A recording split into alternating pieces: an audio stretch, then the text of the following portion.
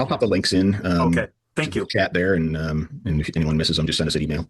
Okay. Thanks, Johnny. I appreciate your A help. pleasure.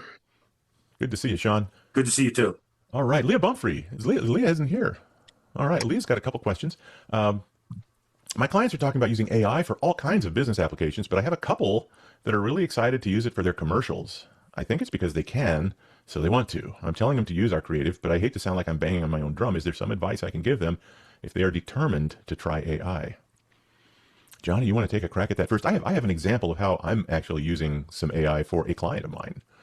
Well, Leah, if you're not going to bang on your own drum, whose drum are you going to bang on? I mean, for heaven's sakes, you should do that. But look, can you make an ad with AI? Of course you can. Of course you can. Can you make a campaign with AI? You can. But now it starts to get. I think it starts to get tricky. You know, what are those human elements that I think we love so much in campaigns that make them sticky and memorable? But you know, I got to be candid. Coca-Cola did their Christmas ad using all AI. Now it was 130 different people putting prompts together and sewing it together. I mean, it was a big undertaking. That's kind of cheating, isn't it? Yeah, but they were able to accomplish in a couple of months what maybe would have taken a year to produce. And the truth is, the customer, when it was tested, customers loved the ad. They didn't care that it was AI, and it was fine. So, can you use it? Sure. It's certainly not our favorite way of approaching things because it works off of things that have already been created. It looks backward. It doesn't look forward. And I think that's the thing that where I get stuck with that. And so, you know, can you make a decent looking ad with AI? You can, but is it going to end up looking like all the other AI ads? And then you get into that sameness that we fight so strongly against. But Dave, you've done it, and I'd love to hear your stuff. So I waded carefully into this, and I would not hand a campaign to AI, and I'm not asking AI to write scripts for me. But I have a plumbing client in Tyler, Texas, and we've been doing ads that are just the dialogue back and forth between the husband and wife that own the company, and the company's called Mink Plumbing, and the thing that we did that made it fun was we changed the name from Mink Plumbing to The Mink. And so the Mink is a plumbing superhero, and that's sort of the way we've been doing the ads. And I'm going to play you some of the ads. And they've grown enough that they bought a new building in town, and it's an old restaurant. It's really kind of a cool looking building, and people were commenting about the color. And so we've got some ads that play off of that. Let me play those, and those are the prelude to what I did in AI. Folks are asking about the blue building with the mink on it. Yep, that's the new blue Mink HQ. Headquarters, command center, coffee pot, everything. It's not the biggest building in town. Just the bluest. You can't miss it. If we're going to fix leaks and save bathrooms, we might as well do it from a place that stands out. Looks like a superhero base. That's the idea. The bold blue home of the Mink. Tyler's Plumbing Superheroes. Call the Mink. Be the Mink. Visit getthemink.com. And so here's the second one about the building. Somebody asked me if that's the same blue as toilet bowl cleaner. Close, but this is a superhero blue. It's a confident blue. I think it's the same color as Superman's tights. Yep, we're flying around out there, saving the day, one bathroom at a time. Only we don't need a cape. Nope, the Mink logo on a shirt is all a superhero plumber needs. No tights required. Maybe we'll find you some tights. Amber Michelle. Now, every time you clean your toilet, you'll think Mink. You're welcome, Tyler. Getthemink.com. So you might notice right there, we used the little memory reminder. So yes, if you look at your toilet bowl, you're going to think about this building because you drive by it. It's on a really busy intersection. And this client agreed with us that the entire goal of the campaign is to make them the most famous plumber in Tyler, right? So we can have fun with that. We're not advertising $99 drain cleanings. We're making the Mink a local hero. And so the way I wanted to use AI was just to kind of spice things up a little bit. And so rather than ask it to write ads, I used Suno.ai, and Suno is a music AI. And I wrote the lyrics to a little jingle, and instead of spending, I don't know what it would cost to produce these, but Suno AI can give you 6 or 8 of them in about a minute. And so this is, and we're not gonna run these all the time. We're gonna sprinkle them in like just little candies in the campaign, and we're just now starting to run a couple of them right now, and we'll take them off the air and go back to the dialogue ads, and we'll go back and forth. My hunch is that these things, they're catchy, but they're going to burn out quickly. It's sort of, I call it the grandma got run over by a rainbow effect, or by a reindeer effect. I like that song's funny the first time you hear it, and then an hour later when you hear it again, and tomorrow when you hear it again, you're like, oh, I've had enough. I give up. Please stop. So here's the first one, This one was done by AI. I just gave it the script and I gave it a few ideas about what I wanted musically. Some folks say that building's blue sure stands out when you're driving through, but that's EHQ, that's the link where plumbing calls go to get the main. Trucks roll out at the break of day, crew boots hit gravel, they're on their way. Leaks, clogs, pipes, they know each kink. Your fix starts here. GetTheMink.com. And the cool thing about Suno is you can just say, okay, well, let's do the same song, but make it a different style. Some folks say that building's blue sure stands out when you're driving through, but that's a HQ, that's the link where plumbing calls go to get the mink.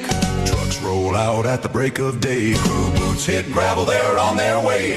Leaks, clogs, pipes, they know each kink. Your fix starts here. GetTheMink.com. So I'm using AI. I haven't handed the campaign off to AI, and I'm not using AI to write things for me. AI is great at giving you a whole bunch of ideas, though, too. Right. So, Johnny, do you have anything you want to?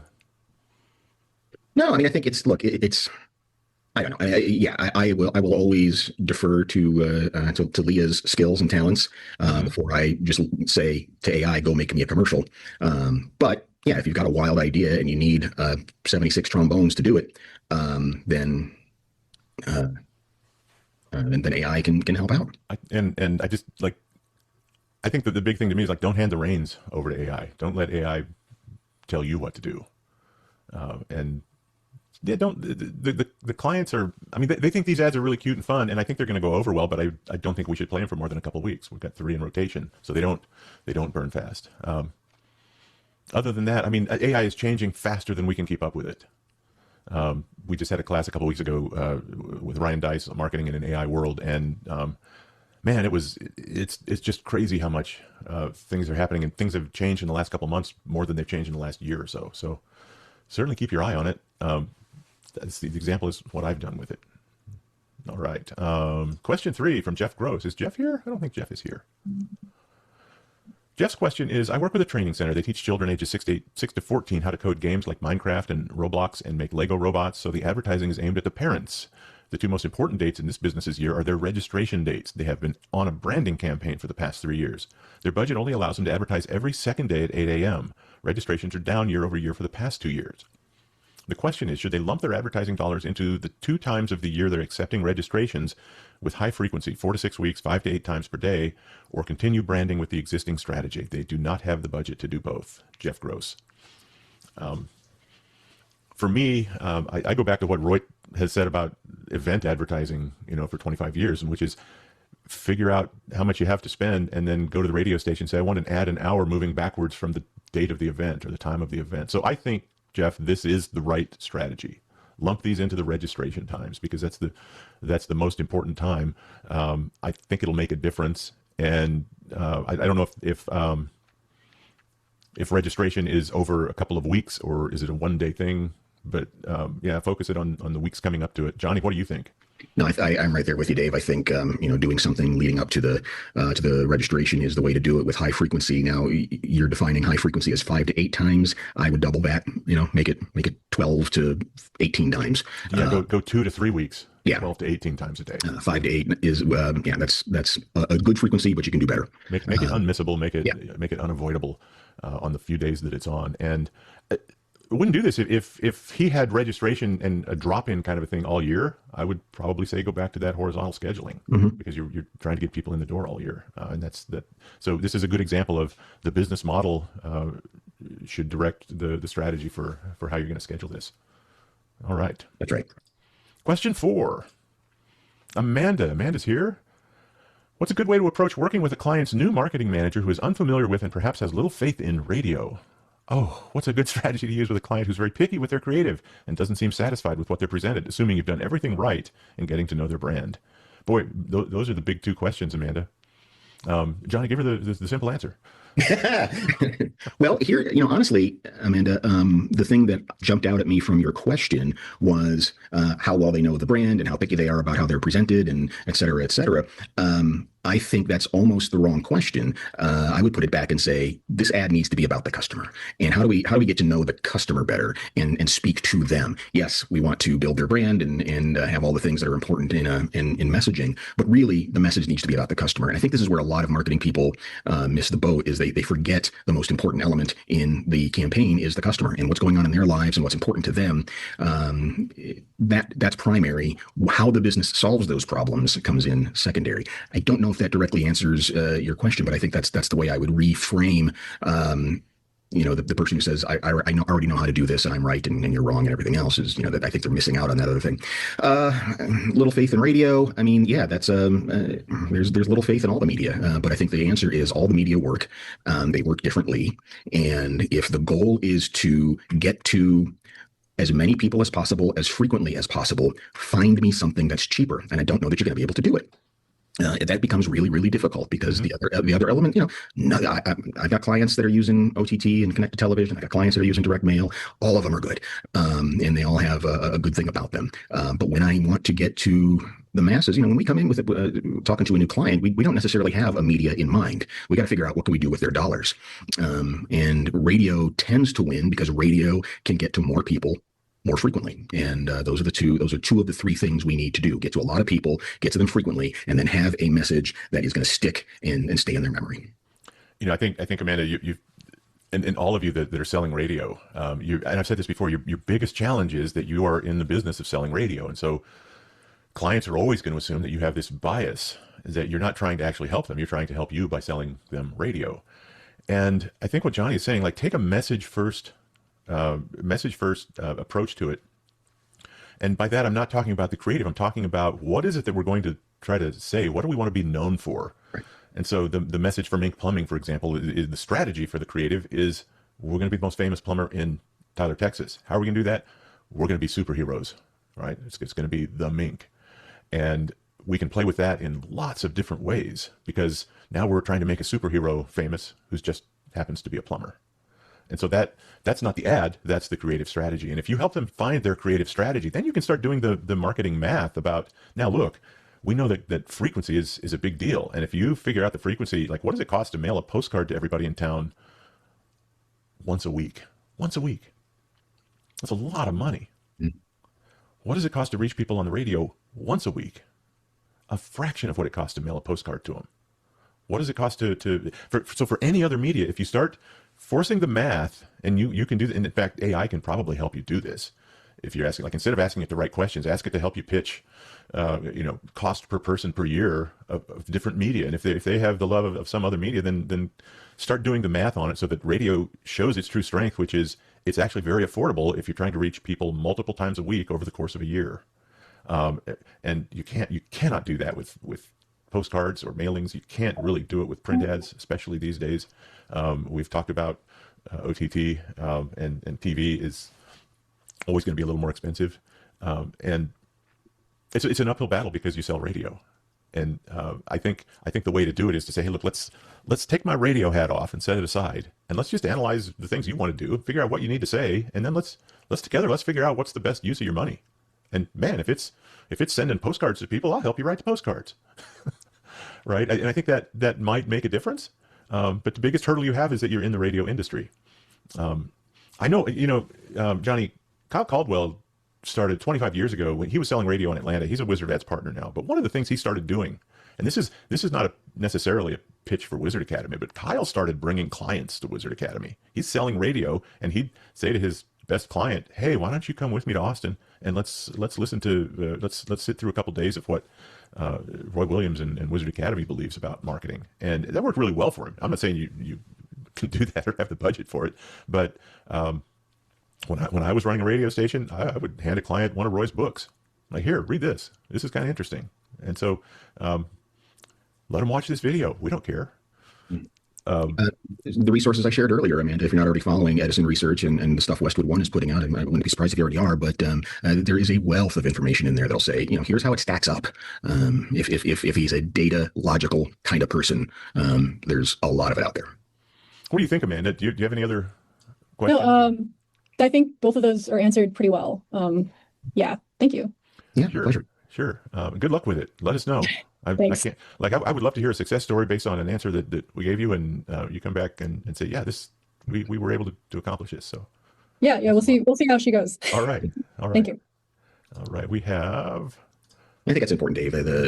We don't ever, we kind of start out pretty media agnostic because we just don't know what we're trying to accomplish until we get in there and then start asking the questions. And we have the luxury of selecting from all the media. We just tend to end up in radio because we can make their dollars go further. yeah. And honestly, like, I tell people, look, Roy has a reputation for being, very radio focused.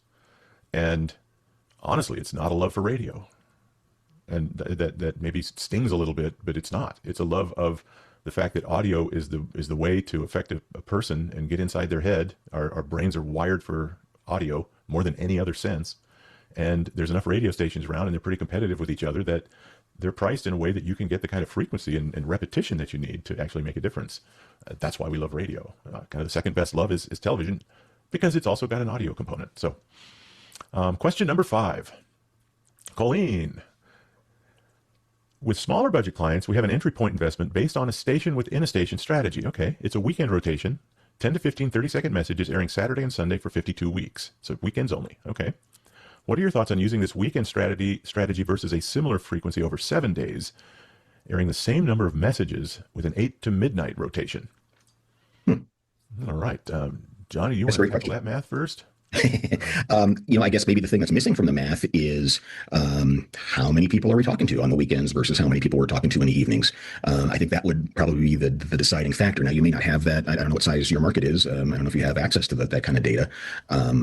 My hunch is you probably have more ears daytime weekends than you do 8 to midnight, but I don't know that because it depends on the format and things like that. So if I were making a choice based on the information, you know what, I would narrow down Saturday, Sunday instead of 5 a.m. to 1 a.m. If you can do it, 6 a to 6 p, I would be a lot more excited about that if you can. But yeah, go ahead. Here's what we would, if I'm doing a media buy and someone pitches me this, and I know that you're pitching this to retailers and local businesses, so they're not, but my doubts are just like Johnny's. It's like I would never buy a day part that goes from 5 a.m. to 1 a.m. Because here's what I don't trust. I don't trust your traffic computer. I trust you, but I don't trust your traffic computer to schedule those ads evenly between 5 a.m. and 1 a.m. I think there's going to be a couple of them that play in the 5 a.m. hour, and I think there's going to be a whole bunch that play 7 p.m. to 1 a.m. And unless you can show me an affidavit that shows how they're evenly rotated through day parts and nighttime and overnight hours, I'd be very suspicious to buy that. The fact that I would like the 7 days is that it is actually a tighter day part. It's 8 to midnight. But again, without audience numbers, it's also a little bit of an unknown. So I don't know what time the ads in the first instance are running, and I don't know what the audience is for the second part of the question. Mm-hmm. And my hunch would be tighten it down for the weekend one. Make sure that I know that I'm going to get so many daytime ads. I know that when our traffic system, when I was in the radio business, you could actually put a rotation in that said, okay, we're going to run one ad from 5 to 8, one ad from 8 to 12, one ad from 12 to 3, right? You could break it down into that, and the traffic computer would actually follow that schedule. But if I told my traffic computer, just run it from 5 a.m. to 1 a.m., none of them are going to be in regular daytime, and they're all going to be loaded into the late evening hours. Yeah. And so that's the big risk, is how is your traffic computer handling this? Clients might not know to even ask that, but it might be proactive to make a little chart that says, here's when your ads are going to run. So many of them are going to run in this time, so many in that time, and show it that way. David, you guys don't have, you're not a measured market. Is that correct? Do you have audience numbers for these day parts?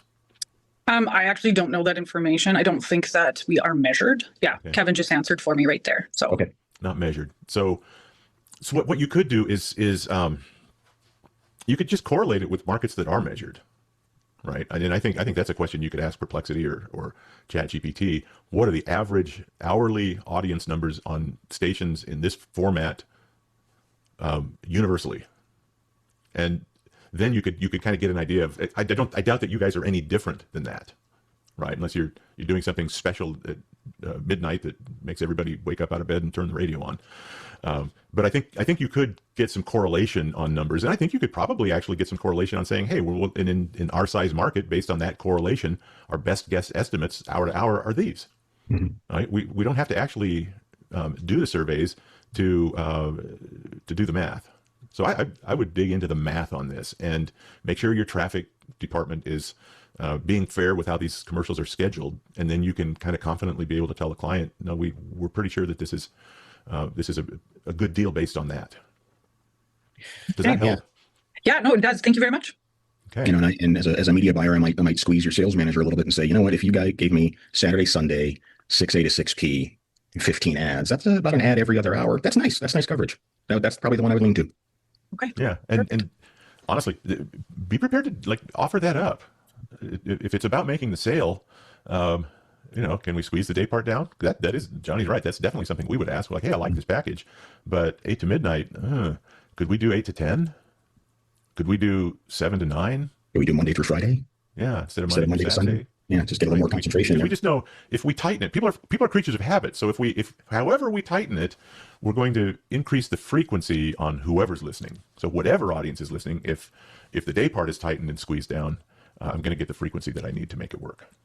Good luck with that. Thank you. I really mean that. I think you just need to work the math and be able to show that to people and let us know how that goes. Thank you. Thanks, Colleen. And question 6 is also from Leah Bumfrey. Let's see here. Roy talked about the idea of packaging products and services together, but I have a client in the automotive service business that doesn't have anything obvious to package as an incentive. What are some ideas to give a real feeling of added value for their clients without breaking the bank? Well, I think you probably do. I mean, could you do like a free tire rotation with an oil change? You know, that would be one. Free windshield wipers. Things that wouldn't be ridiculously expensive that they're probably getting at cost, or is just a labor cost. I think that's the stuff you look for. And again, that's some easy, low-hanging stuff that people need more often. You need to get new wiper blades. You need to get your tires rotated regularly. So I think that's an easy way to say, hey, we're not just going to change your oil, but we're going to make sure your tires are balanced and rotated. I mean, something like that, maybe. I don't know what else. We see a lot of home service companies do service clubs where you pay $29 a month and they're going to make sure that your system is always running. They're going to come inspect it a couple times a year. I think an automotive service company could do that with oil changes. It's instead of paying us every time and forgetting that you need an oil change, it's do the math. It's $29 a month, and you're in our club, and we're going to change your oil. That's all included. We're going to make sure you have windshield wipers changed every time you come in. We're going to check your tires and give you an update on where everything stands every time you come in. We will become your car person. So that's one way to do it. And I think the added value. You could also look at places that have you could do a promotion where you're working with another company. Like if there's a car wash nearby. There you go. Right. Every time you get your oil changed, we're going to give you a coupon that gets you a free car wash, and you bulk buy car wash coupons from the car wash company. They'll probably like that because they're probably going to want to wash their car more than only when they get their oil changed. So I would look outside the box for things like that, and look in the box of other industries that have solved this problem of loyalty, because that's really what you're trying to do is create some loyalty and create an incentive. Yeah.